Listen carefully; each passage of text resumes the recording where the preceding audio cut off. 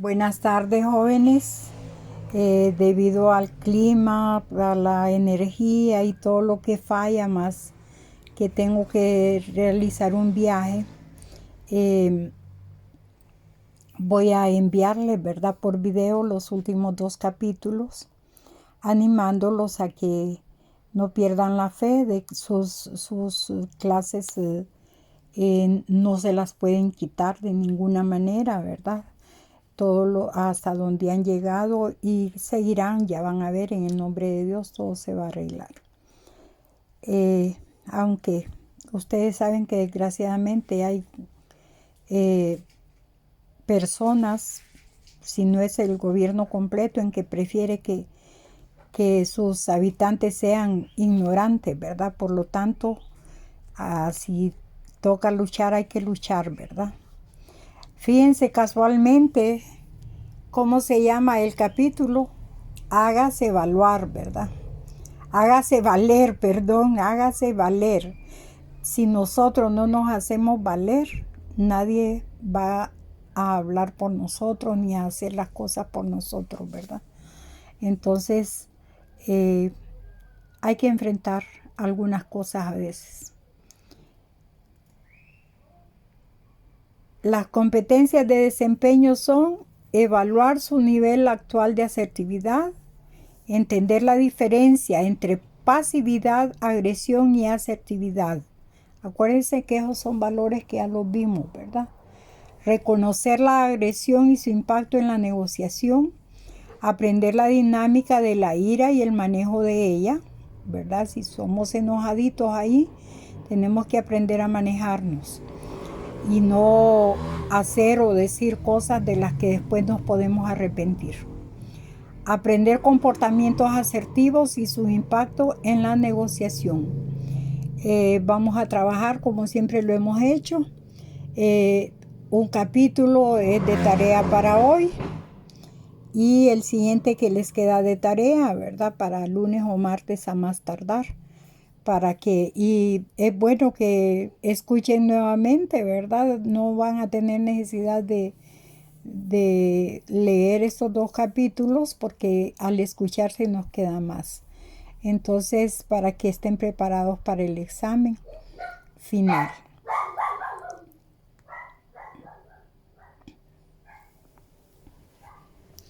En una negociación, si le interesa obtener lo que quiere, debe comunicar sus deseos. La manera en la que sus necesidades y pretensiones sean expresadas produce un impacto importante para obtener éxito en sus objetivos. Desarrollaremos los principios de una comunicación de negociación efectiva mencionados con anterioridad cuando examinemos el impacto de las conductas pasiva, asertiva y agresiva. Examinaremos el papel del temor y la ira en el comportamiento de negociación. Y si usted domina el material de este capítulo, oigan bien, adquirirá las bases para desarrollar sus habilidades de persuasión, ¿verdad? Persuadir es convencer. Bien.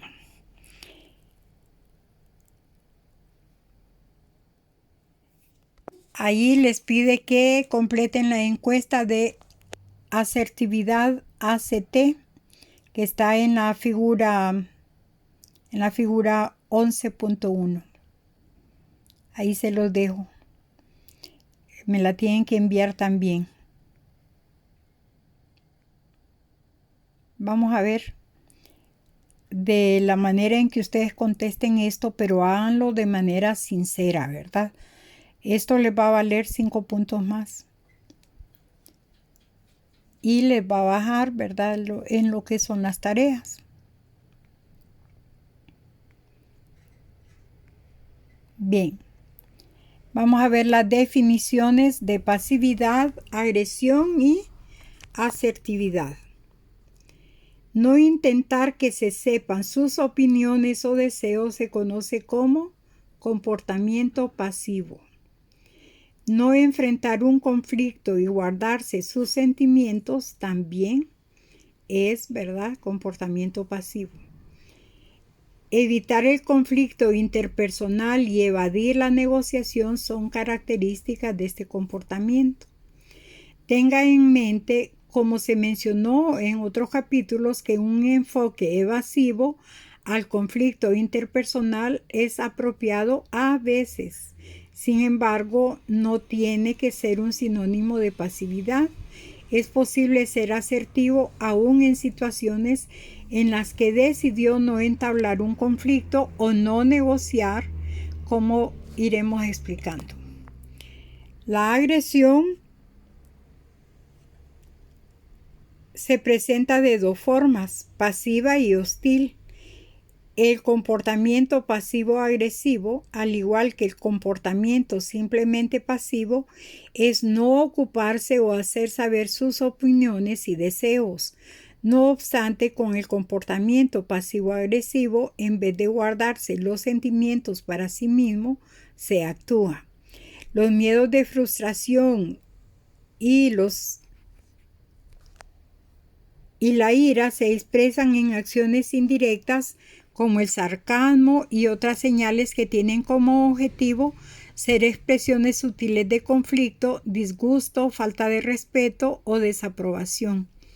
Tener la costumbre de eludir o llegar tarde a las juntas y citas, por ejemplo, es un comportamiento pasivo-agresivo. Así que mucho cuidado, ¿verdad? Hay que ser puntuales. El comportamiento hostil-agresivo no es sutil. Es atacar con comentarios descorteses o denigrantes directos. Es dirigir las observaciones a la persona y no a la esencia de los asuntos que se están tratando. El comportamiento hostil agresivo puede ir de moderado a severo. Este es competitivo, aunque no es necesario ser agresivo cuando se utiliza un estilo o una táctica de negociación competitiva, como se explicará más adelante. El comportamiento pasivo-agresivo y su impacto en la negociación. El comportamiento pasivo-agresivo es, en el mejor de los casos, ruido en el canal de comunicación. Impide el entendimiento indispensable para encontrar puntos en común y una resolución. Se puede percibir consciente o inconscientemente como insultante. En el peor de los casos, la agresión pasiva conduce a la hostil y a una escalada de interacción negativa continua. La agresión, aún en su forma pasiva, puede inhibir nuestras habilidades cognitivas porque estamos algo enojados y equivocados en nuestra forma de pensar.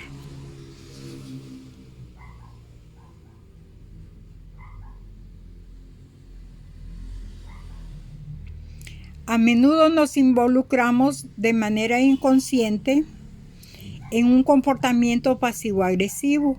Adquirimos el hábito de usar ese comportamiento. La agresividad pasiva puede expresarse no solo mediante palabras, sino a través del lenguaje corporal y posicionamientos físicos.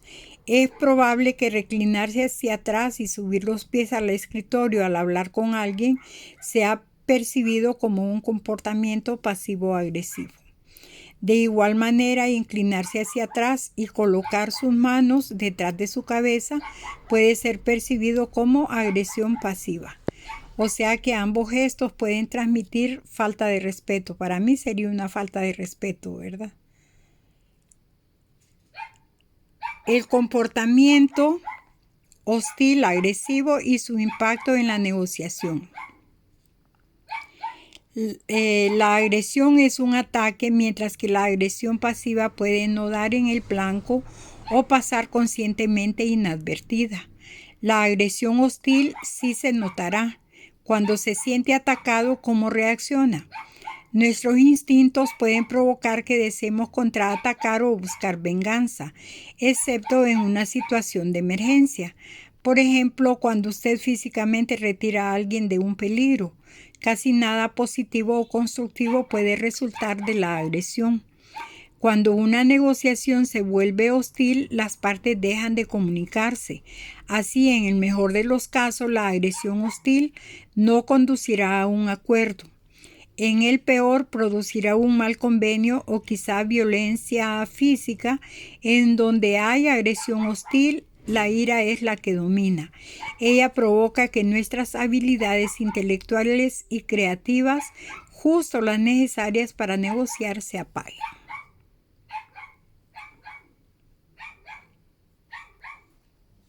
El ímpetu de los comportamientos pasivo y agresivo.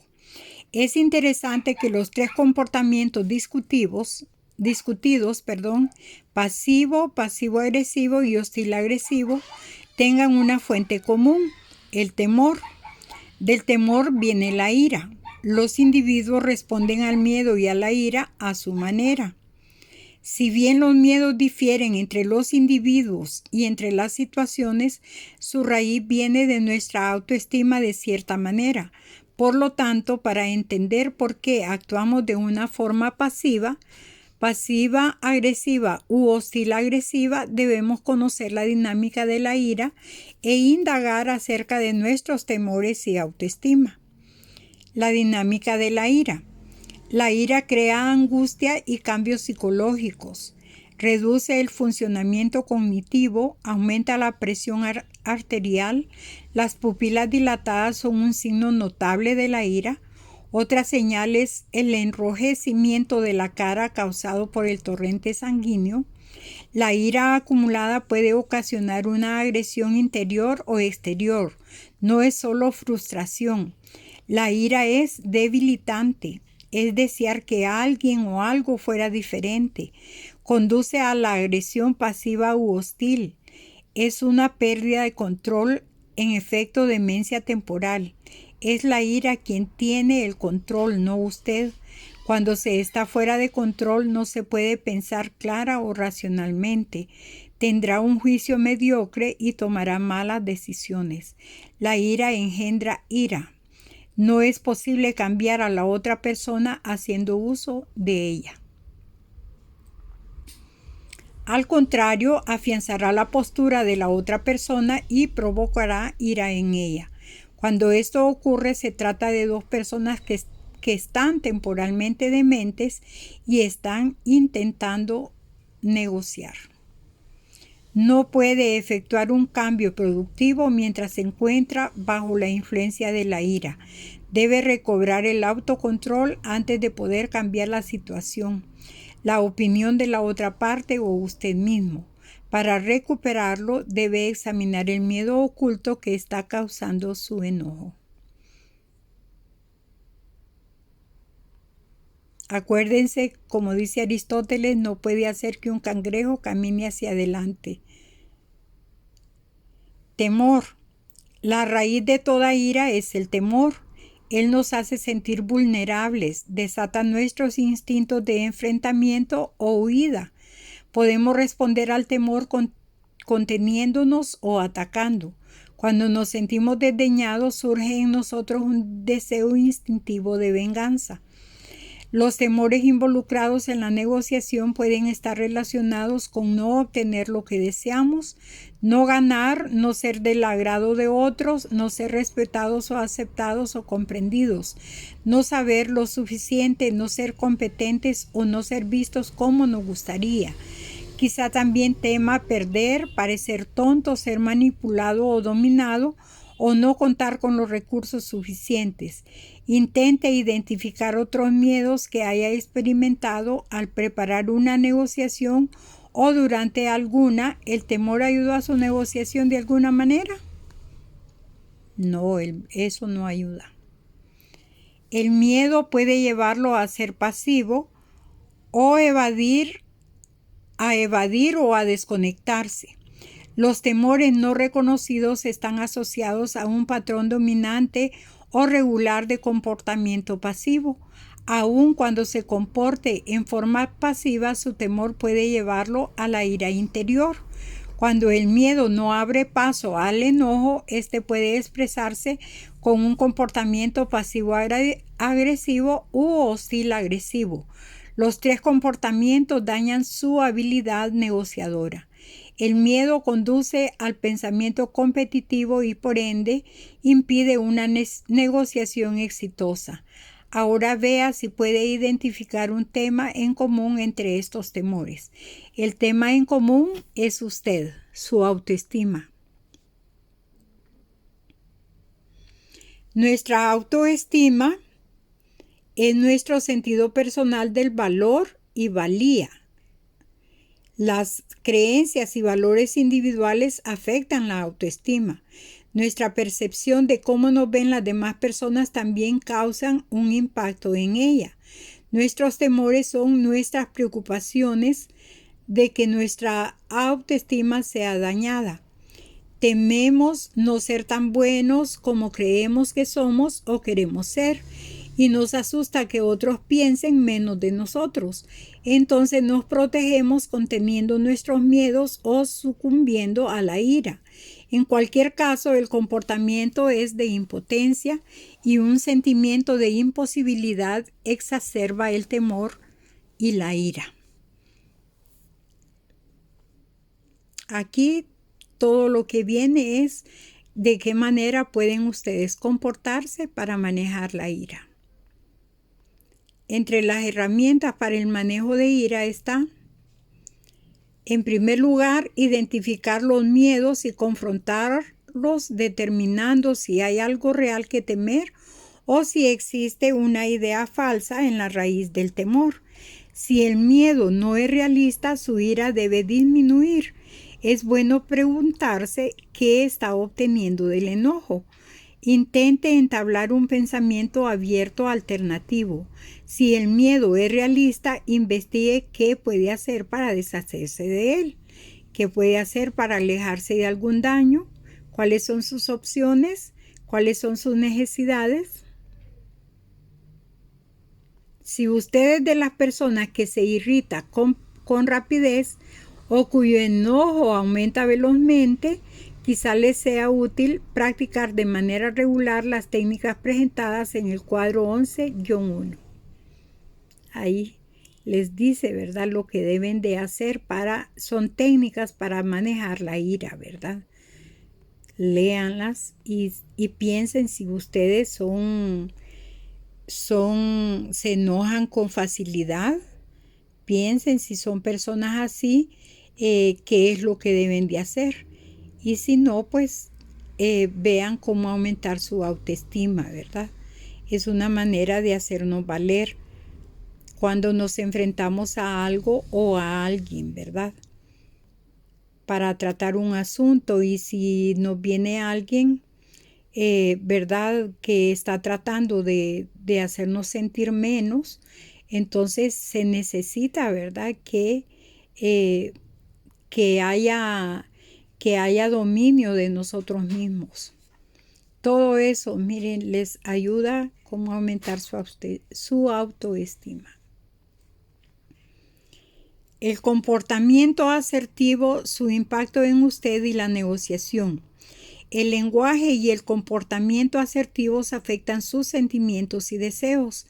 Ser asertivo es poseer sus sentimientos y deseos y expresarlos en formas no ofensivas. Es atacar los asuntos y no a las personas. Es hablar y expresar sus opiniones cuando no esté de acuerdo. La manera en que lo haga es lo que nos va a diferenciar, ¿verdad?, de las demás personas. La manera más útil de identificar y practicar el comportamiento asertivo es tener en cuenta y utilizar enunciados que comiencen con la palabra yo al especificar y aclarar los asuntos que están en conflicto. Para ser asertivo, un enunciado debe cumplir con 5 criterios. 1. Especificar el comportamiento o asunto específico del que usted quiere hablar. 2. Contener o moderar sus sentimientos respecto del comportamiento o asunto. 3. Explicar el efecto que causa en usted el asunto o comportamiento en particular. 4. Identificarse con la visión de la otra persona. Y 5. Ofrecer o indicar apertura a una solución, como el lenguaje corporal está compuesto de enunciados yo y es específico. Nos fuerza a pensar antes de hablar, a enfocar nuestros pensamientos y a abstenernos de insultar a la otra persona, ¿verdad? Tenemos que tener un comportamiento asertivo. Y eso es todo. Miren, ahora ustedes tienen tiempo suficiente, por favor, para hacer su tarea y enviármela hoy, ¿verdad? La tarea del capítulo 11. Por favor, sean responsables, ¿verdad? Ustedes saben a quiénes estoy dirigiendo esto, ¿verdad? Se lo estoy diciendo, ¿verdad? Porque es la manera en que ustedes tienen que aprender. Vamos a cortar acá el video para que ustedes se tomen su tiempo.